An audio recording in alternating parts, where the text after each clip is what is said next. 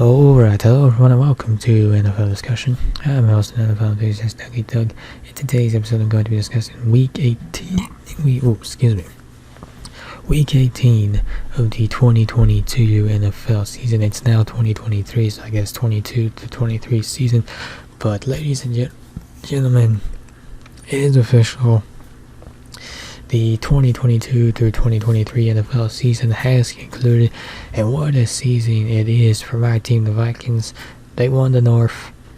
They're hosting the playoff game, number 3 seed, playing the Giants, so that should be interesting right there if that game between them earlier in the season was any indication. And yeah, I guess what did I say then? Hey, what a season. Crazy to think that it's over already, but that is where we are. We're on to the playoffs still. Exciting times in the NFL, and with that, we'll go ahead and get into some takeaways from Week 18, starting with the Jaguars. So Trevor Lawrence completed 20 of 32 passes for 212 yards and 1 touchdown, also losing a fumble.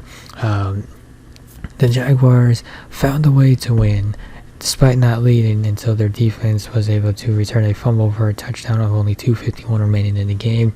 Lawrence, though, did enough throughout to keep his team within striking distance, but this one won't go down as one of the better performances for the team, but it will go down as a win in the division title.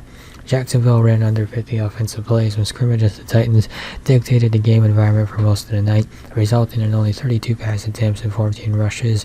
A Lawrence fumble and an end around in the second quarter resulted in a Titans touchdown for the first touchdown of the game, but Lawrence would respond with a 25-yard strike to Christian Kirk on the following possession to keep the Jaguars in the game. Jacksonville would struggle on offense for most of the second half, managing only 2 field goals until a strip sack from the defense that was returned for a touchdown would pretty much kind of give them the win and send them to the postseason, where they now await the Chargers in the wild card round. Vikings. Kirk Cousins completed 17 of 20 attempts for 225 yards and a touchdown. Cousins got pulled at halftime in favor of Nick Mullins in a game that did not mean a whole lot for the Vikings. They could have secured the number 2 seed, but they would have needed the 49ers to lose. They did not, so Vikings ended up number 3 seed. And before he got pulled, Cousins was carving up a Chicago defense with starters who had not seen a live regular season snap before Week 18. So you look at Cousins here in 2022, he led the Vikings to a 12-4 record with a handful of victories that came against backup quarterbacks and injury-plagued defenses, sure. He also posted the second highest passing yardage total of his NFL career in 2022, his first campaign with Kevin O'Connell as his head coach. His touchdown rate did fall to 4.5%, one of the lowest of his career from nearly 6% in 2021, but with Justin Jefferson and a forward-looking young head coach who presided over an offense with the 5th highest passing rate over expected, Cousins, if you're looking at fantasy for next year, should be one of the safer fantasy selections in 2023. And, truth be told, I will say this. I don't think Cousins was the issue with the Vikings this year. I think he had a pretty fine year, and I think, Vikings should just keep rolling with them. I don't see a reason not to. Bills. Josh Allen completed 19 of 31 passes for 254 yards with 3 touchdowns and an interception. So Allen did most of his scoring in the second half, throwing touchdowns to Stephon Diggs and John Brown. He also had a first quarter red zone score to Dawson Knox. Buffalo eliminated New England for the playoffs with this win, and also a Dolphins win as well, and clinched the number 2 seed with the potential to play the AFC title game at a neutral site if they end up matching with the Chiefs. Allen finishes the regular season with 4,283 yards and a 35-14 TD interception ratio, completing 63% of his passes. And Buffalo will host Miami in the first round of playoffs, so looks like there's going to be a third match between these two teams, or there is going to be a third match between these two teams. Buffalo already swept them, and I don't really see any reason for that to change. Buffalo came into this game, we all know that the Damar Hamlin story is a very emotionally charged game, and not surprising that they got the win here. They are very motivated. Not that they needed to be any more motivated, but they are. Eagles. Jalen Hurts completed 20 of 35 attempts for 229 yards, 0 touchdowns, and 1 interception, adding 13 yards on 9 carries. So Hurts was able to find A.J. Brown deep for a couple of receptions. Also, he hit Devontae Smith for a touchdown, but that ended up getting called back because of a holding penalty. So not a strong day for Hurts overall, but the Eagles understandably were calling a more conservative game plan than usual. Hurts was returning from a shoulder injury, and I guess thankfully for the Eagles with this win, they get that bye week and a chance to kind of rest some more of their guys, including Hurts. And Jalen Hurts also gets to host his first playoff game, so he might be back to his usual self, even if he did look a bit uninspiring this week in his performance. 49ers, Brock Purdy completed 15 of 20 passes for 178 yards and 3 touchdowns. So Purdy remains undefeated through 5 starts. He also has at least 2 passing touchdowns in all 5 starts, plus his relief duty game 6 weeks ago. So Purdy was dialed in for this game, finding George Kittle for a couple of touchdowns, while letting McCaffrey do what he does best, and do most of the work for a touchdown. After dominating the Cardinals for the better part of 3 quarters, Purdy and the starters would take the final frame off, having the number 2 seed secured.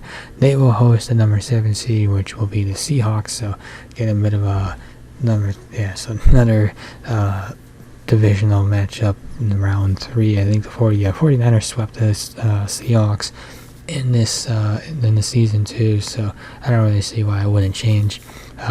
Purdy could also outproduce expectations with another efficient outing, and honestly, I'm not quite sure what the expectations are for Purdy. I mean, it's understandable if there were none in general, but now he's going into the postseason, and now I feel like the pressure is starting to up. But I think the expectations are starting to up. But I think, as Brock Purdy has shown, he'll be just fine. I mean, 49ers could be the biggest threat to the Eagles in the NFC right now, just kind of looking at that playoff picture.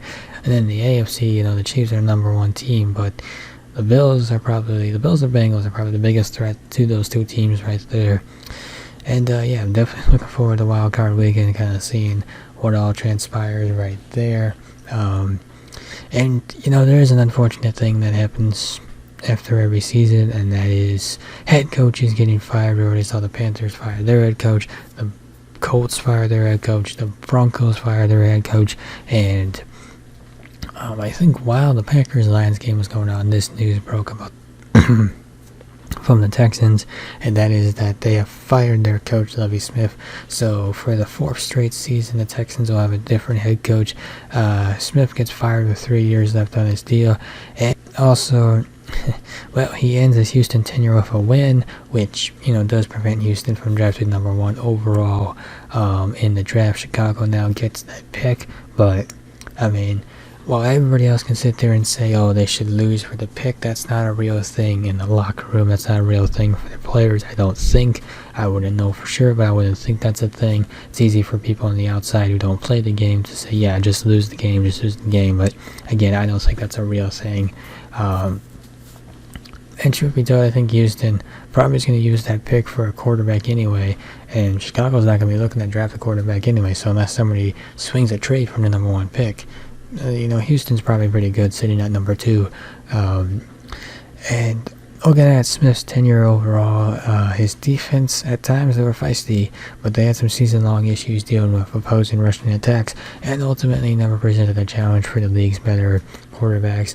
The offense also, it was bad. It looked bad on paper going into the season, and it performed bad. But it seemed to just get worse under Smith's watch, with Pep Hamilton as his offensive coordinator, who introduced the world to draft Jisco. NBC Sports said Taysom Hill, which honestly is just hilarious. Because honestly, I think that's exactly what they tried to do. They tried to utilize draft Jisco in a Taysom Hill-esque role, but they forgot that there's only one Taysom Hill and only one man, and he is just one of one. Nobody else can do what he can do. And also the offense couldn't find ways to get Brandon Cooks involved in the offense, and Cooks tried to force his way out via trade. That did not happen, and instead he gets stripped of his captaincy. So the issue right there. And assuming general manager Nick Caserio also survives, which seems likely given the statement that the Texans put out, they'll be back to square one, back in the head coaching mix once again. Apparently, according to Aaron Wilson, the Eagles defensive coordinator Jonathan Gannon is expected to be a strong candidate for the Texans. But yeah, hopefully, oh man, yeah, hopefully they get it right this time. Hopefully it works out better for them this time. You hate to see this kind of inconsistency and instability, but I think ultimately that starts with ownership up at the top. But unfortunately, the NFL has no interest in finding a way to kind of keep owners in check, so they just kind of do whatever. And also, NFL owners have no interest in holding general managers accountable, so they just kind of do whatever. You don't see GMs get fired all that often. I know the Titans did that earlier in the season, but again, how many other general managers are going to get fired this offseason? We've seen like 4 coaches go, but the GMs of those organizations, they'll all still have their jobs. So, and with that, we'll go on and wrap up this discussion. What an NFL season. I enjoyed it, and I hope you did too. And if you enjoyed this episode of an NFL discussion, be sure to hit that like button down below.